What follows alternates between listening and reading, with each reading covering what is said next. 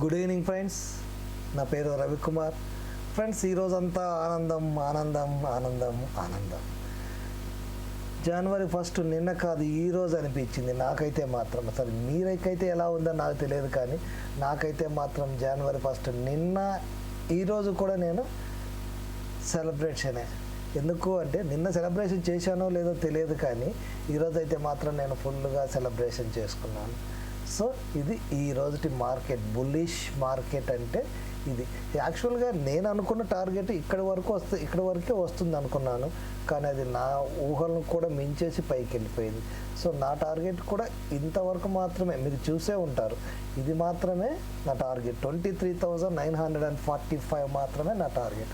So ఇక్కడికి వచ్చిన తర్వాత మళ్ళీ ఇక్కడ ఒక సిగ్నల్ అయితే ఇవ్వడం జరిగింది మార్కెట్. సో ఆ సిగ్నల్ ఏమైతే ఇక్కడ ఇచ్చిందో అదే విధంగా దాని మూమెంట్ కూడా తీసుకుంది. అంటే ఇక్కడ నాకు ఒక టార్గెట్ అయితే ఉంది. ఈ టార్గెట్ ఇచ్చిన తర్వాత మార్కెట్ అనేది మళ్ళీ ఒక మూమెంట్ తీసుకుంటుంది అనేది మాత్రము ఇక్కడ నుంచి ఉన్నదన్నమాట. సో ఈ సిగ్నల్స్ ప్రకారంగా ఏం చేసింది, ఇది అప్ సైడ్ వెళ్ళిపోయింది. సరే, మరి దీని ప్రభావం ఇలాగే ఉంటుందా? ఆనందం అయిపోయింది తర్వాత కదా, నెక్స్ట్ ఏం ప్రిడిక్షన్ అంటే ఏమిటి, తర్వాత ఏం జరుగుతుంది అనేది ప్రిడిక్షన్. సో మనం అనుభవించాల్సిన ఆనందం అయిపోయింది. నెక్స్ట్ దానికోసం ఇప్పుడైతే మన అన్వేషణ. సో మన అన్వేషణ ఎలా ఉందో ఒకసారి, రేపటి మార్కెట్ అనేది మనకి ఎలా ఉంటుందో కదా, అదే కదా మన అన్వేషణ. నిత్యము మనం ఆలోచించే ఏకైక ఏంటిది అంటే మార్కెట్ అయిపోయిన తర్వాత మన నిత్యము అంటే మార్కెట్ జరుగుతున్నప్పుడు మనకు చెప్పినది మనం అనుకున్నది జరుగుతుందా లేదా, దాని తర్వాత మనము ఏదైతే ప్రిడిక్షన్ చేస్తున్నామో అది రేపు జరుగుతుందా లేదా, ఇదే కదా మన ఆలోచన విధానం. సో ఆలోచన విధానానికి అనుగుణంగా రేపు ఏం జరగబోతుంది అని మన ప్రిడిక్షన్ ఎలా ఉంటుందో ఒకసారి డిస్కషన్ చేసుకుందామా? ఓకే ఫ్రెండ్స్, మార్కెట్ అయితే ఇక్కడ మనకు ఒక సిగ్నల్ అయితే ఉంది. ఇది మాత్రం పూర్తిగా డౌన్ సైడ్ సిగ్నల్ మిత్రమా, అప్ సైడ్ సిగ్నల్ మాత్రము కాదు. ఓకే, ఫస్ట్ ఆఫ్ ఆల్ దీని పొజిషన్ ఏంటిదంటే మార్కెట్ అనేది రేపు డౌన్ సైడ్కు వచ్చే అవకాశాలు కనిపిస్తున్నాయి. సో అదే విధంగా చూసినట్లయితే కనుక ఇక్కడ మార్కెట్ చూడండి, ఈ సిగ్నల్ ఇక్కడ ఇచ్చింది. సరే, మరి బ్రోకర్స్ ఏం చేశారు? ఇక్కడ చూస్తే కనుక మనము 24,167 దగ్గర క్లోజ్ చేశారు. ఇది క్యాండిల్ క్లోజింగ్ అయింది. ఎక్కడికి పోయింది? ఇది 24,188 అంటే ఎక్కడికి వెళ్ళింది? దాదాపు ఈ ప్రాంతంలో క్లోజ్ అయ్యింది. సో రేపు మార్కెట్ ఏమవ్వాలి? గ్యాప్ డౌన్ అవ్వాలి. As per the candle stick pattern రేపు వచ్చేసి మార్కెట్ డౌన్ అవ్వాలి. అలా కాదండి, ఇది ఒకవేళ ఇన్ కేస్ అప్ సైడ్ అయిపోతే ఏం జరుగుతుందండి? మార్కెట్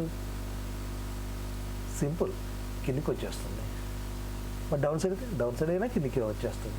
సో మనకి ఎటు అయినా కూడా మార్కెట్ రేపు అనేది డౌన్ సైడ్ రావాలి, ఇది అనేది జరుగుతుంది. So as per candle stick pattern అయితే ఏం చెప్తుంది అంటే గ్యాప్ డౌన్ అని చెబుతుంది. సో దానికి ఆపోజిట్లో జరిగితే మరీ మంచిది, ఏమంటారు? సో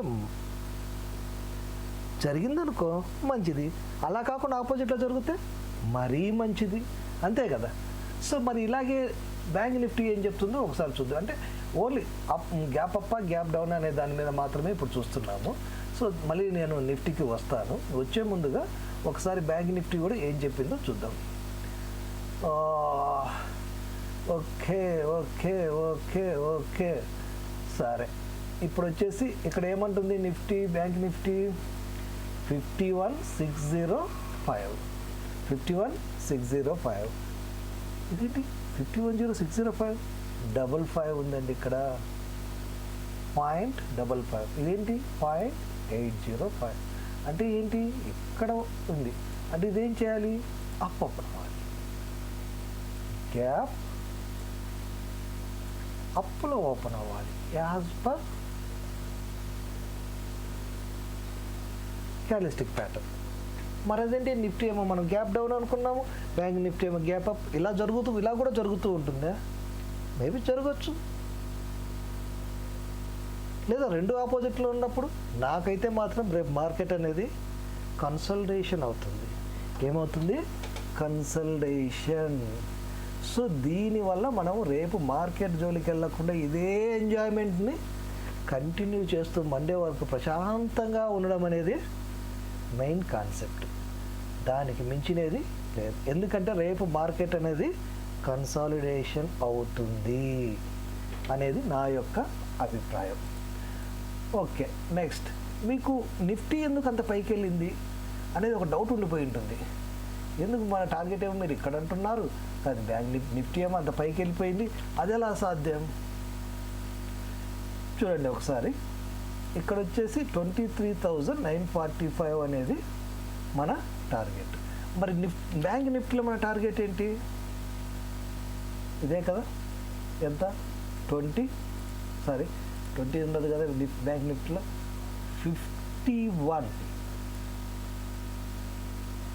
51,579. అండర్స్టాండ్? ఇదేంటి మరి? అక్కడేమో ఒకటి ఉంది, ఒకటి ఎక్కడుంది? ఏది మనకు ఫస్ట్ టార్గెట్ వచ్చేసింది? నా ఉద్దేశం ప్రకారంగా ఏదైతే మనం టార్గెట్ కానీ అచీవ్మెంట్ కానీ అనుకుంటామో అది కంప్లీషన్ అవ్వాలి. సో అదేవిధంగా చూస్తే కనుక ఇక్కడ కంప్లీషన్ అవ్వలేదు. ఫస్ట్ ఏమైంది? నిఫ్టీ అనేది దూసుకెళ్ళిపోయింది. సో నిఫ్టీ అనేది దూసుకెళ్ళిపోవడం వలన మనకు బ్యాంక్ నిఫ్టీ కోసము ఈ నిఫ్టీ కూడా ఇంకా కొంచెం పైకి వెళ్ళింది. ఓకే ఫ్రెండ్స్, కానీ ఇక్కడ ఒక విషయం మాత్రం ఉంది. ఏంటంటే యాక్చువల్గా బ్యాంక్ నిఫ్టీ వచ్చేసి ఒకసారి కిందికి వచ్చి వెళ్ళాలి. ఏం జరగాలి? ఇక్కడ ఒకసారి ఈ ప్లేస్లో ఉంది కదా, ఈ ప్లేస్లో ఏం జరగాలి అంటే ఇది కిందికి వచ్చి వెళ్ళాలి. సో నిన్నటి నుంచి కూడా నేను అనుకుంటున్నది, నేను ఉదయం వీడియోలో కూడా చెప్పిన విషయం ఏంటిదంటే ఇది ఇక్కడ వరకు వచ్చి వెళ్ళాలి కదా, రాలేదేంటి? మరి దీన్ని మనం ఎలా అర్థం చేసుకోవాలి? వచ్చింది, వెల్ అండ్ గుడ్, మనకు అనుకూలంగా మార్కెట్ వెళ్తుంది. సో మనం ఏమి బాధపడాల్సిన అవసరం లేదు. రాలేదు, మరి ఇప్పుడు నేను ఎలా అర్థం చేసుకోవాలి దీన్ని, మార్కెట్ని?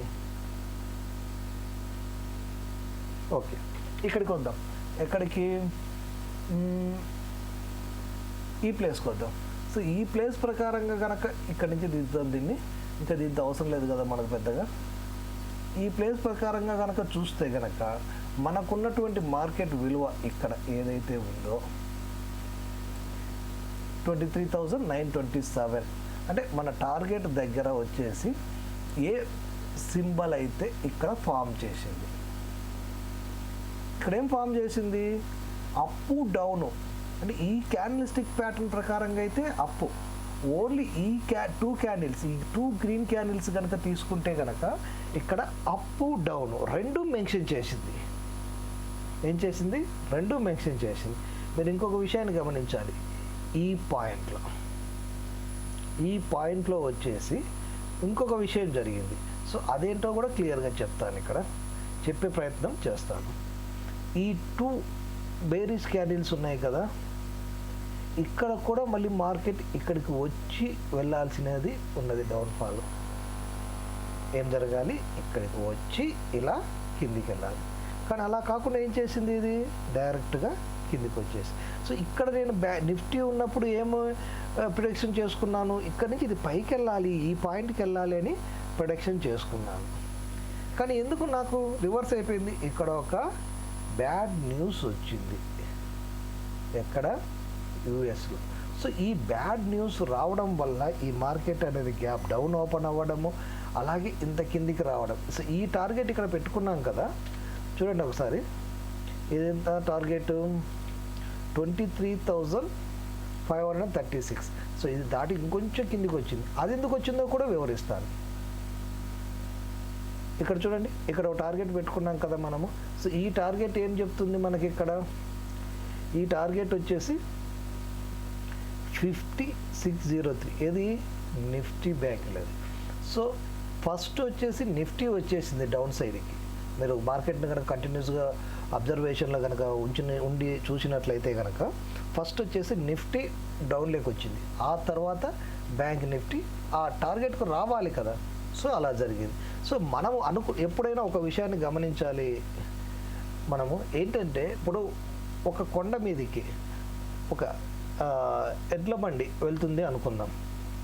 ఎడ్ల బండి అంటే అందరికీ తెలిసే కదా, మనకేమి అంత తెలుగు వాళ్ళమే కదా, ఎడ్ల బండి అంటే అర్థమవుతుంది అనుకుంటున్నాను.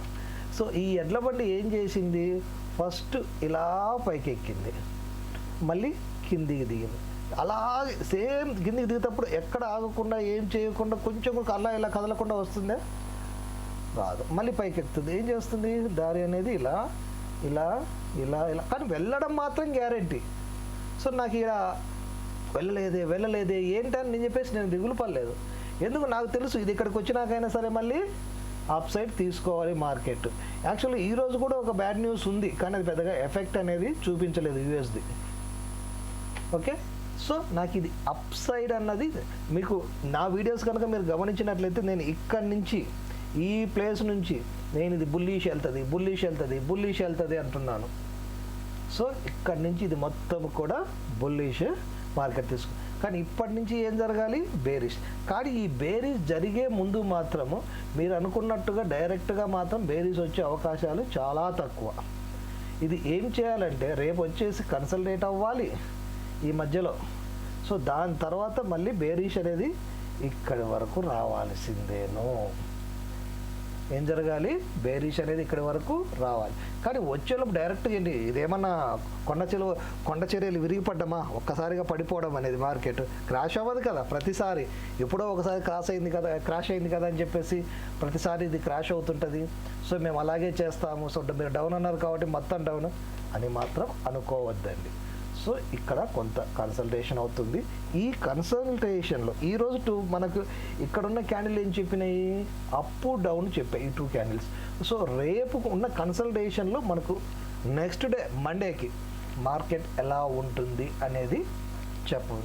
సో రేపు ఈ ఎంజాయ్మెంట్ను పోగొట్టుకోకుండా ఉండాలంటే కీప్ క్వైట్. ఈ ఎంజాయ్మెంట్ని ఇలాగే కంటిన్యూ చేయాలనుకుంటే keep quiet. Okay friends, thank you very much.